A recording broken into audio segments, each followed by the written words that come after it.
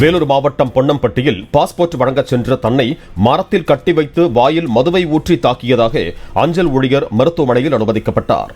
சேதுக்கரை அஞ்சல் ஊழியரான லோகேஷ் அஜய் என்பவனின் பாஸ்போர்ட்டை வழங்கும் போது கையெழுத்தில் மாறுபாடு உள்ளதாக கூறியதால் தகராறு ஏற்பட்டதாக கூறப்படுகிறது.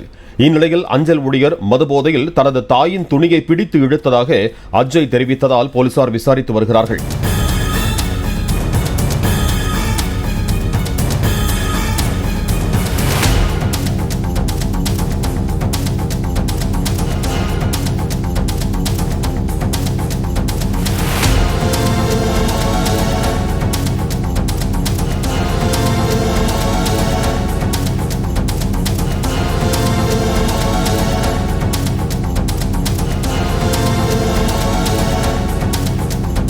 பிளே ஸ்டோர் மற்றும் ஆப் ஸ்டோரில் இருந்து பாலிமர் செயலியை QR கோடு மூலம் பதிவிறக்கம் செய்யுங்கள்.